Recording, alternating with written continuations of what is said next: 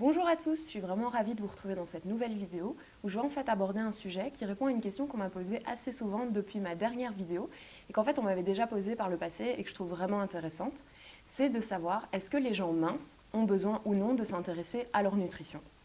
Donc c'est vrai qu'il y a beaucoup de gens qui pensent, et d'ailleurs il y a beaucoup de personnes qui sont déjà venues me le dire, quand je discutais avec elles, ils m'ont dit « mais moi je sais être en bonne santé parce que je suis mince physiquement, enfin ça se voit que je suis en bonne santé ». Et ça peut paraître vrai à première vue, et pour beaucoup de personnes ça l'est, mais il faut penser que c'est pas parce qu'on n'a pas un excès de poids, donc une surcharge pondérale qui se voit de l'extérieur, que ça veut dire que forcément à 100% on est en bonne santé. Donc il faut comprendre que notre choix de style de vie, notre mode de vie, mais également nos choix alimentaires et notre alimentation vont en effet provoquer des changements, mais généralement ces changements commencent à l'intérieur de notre corps et que ça peut prendre parfois plusieurs mois, voire plusieurs années, avant que ces changements internes ne se manifestent à l'extérieur et provoquent, on va dire, des changements physiques. L'exemple sur lequel je voudrais m'attarder pour cette vidéo est celui de ceux qu'on appelle les skinny fat. Donc, je n'ai pas trouvé de traduction française correcte, j'ai trouvé que les minces gros, skinny fat. Donc en fait, j'ai cherché un petit peu des définitions. Une première que j'ai trouvée dit que quelqu'un qui est skinny fat, c'est une personne en fait qui est mince et qui a l'air bien dans ses vêtements, mais qui en dessous est tout flasque. Et voilà, donc en gros, c'est une personne mince, mais qui n'a pas des habitudes saines. Donc c'est-à-dire une personne qui généralement ne fait pas attention à son alimentation et qui ne va pas pratiquer d'activité sportive. Comme je l'ai dit en fait précédemment, ces gens vont avoir tendance à négliger leur santé parce qu'ils supposent qu'ils vont bien en raison de leur apparence physique. Donc en fait, baser ses choix alimentaires et ses décisions en matière de santé uniquement sur son apparence physique peut vraiment être une grosse erreur, comme il a été démontré par une étude publiée dans le journal de l'Association médicale américaine. Pour info, tout ce qui est études et sources, je le laisserai les liens en barre d'infos si ça vous intéresse. Et donc en fait, cette étude qui s'est portée sur des gens minces a démontré qu'un quart des personnes concernées étaient en réalité métaboliquement obèses. Donc ça veut dire qu'elles présentaient plus de graisse qu'il n'est sain d'en avoir, qu'elles avaient un fort taux de cholestérol, une très mauvaise circulation sanguine et une masse musculaire insuffisante pour les protéger de la résistance à l'insuline et donc plus tard d'une possibilité d'un diabète de type 2 potentiel. Donc maintenant, évidemment, la question qu'on se pose, c'est comment est-ce possible qu'une personne physiquement mince puisse avoir cet excès de gras ? En fait, il faut savoir que donc quand le gras s'accumule, il peut s'accumuler soit dans les cellules adipeuses qui sont en périphérie de notre corps, c'est-à-dire en fait l'amas de graisse qu'on va avoir, qui va recouvrir nos abdos, qui va recouvrir nos bras. Donc ça, c'est le gras qu'on va voir physiquement.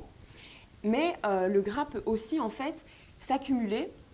autour de nos organes. Et en fait, c'est ce qu'on appelle de la graisse viscérale, qui en soi est beaucoup plus dangereuse que l'autre type de graisse, parce que c'est donc un amas de cellules adipeuses qui va venir entourer nos organes, qui va venir les étouffer et qui au final va entraver leur fonctionnement. Donc c'est pourquoi que sans vraiment s'en rendre compte, ces personnes qui sont minces peuvent finir par développer en fait des risques de maladies cardiovasculaires, mais également d'accidents vasculaires cérébraux ou encore de certains cancers et même de démence.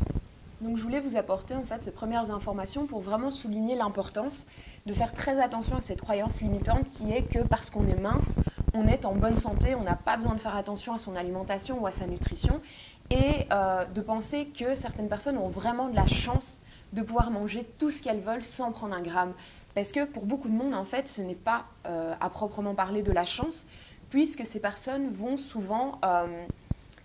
faire l'expérience d'une altération générale en fait, de leur qualité de vie, de leur état, de leur énergie. Enfin, elles peuvent vraiment avoir de nombreux symptômes. Et en fait, justement, parce qu'elles ont cette croyance dans leur tête que ça ne peut pas venir de ce qu'ils mangent ou de leur style de vie sous prétexte qu'ils rendent une bonne image d'eux-mêmes, ils ne vont en fait pas chercher vraiment les causes de leur mal-être et vont vivre pendant très longtemps avec ces différents désagréments. Et soit en fait, ils vont continuer à vivre comme ça avec leur état qui va se dégrader au fil des semaines, au fil des mois, au fil des années, sans être réellement pleinement heureux et pleinement plein d'énergie et en bonne santé,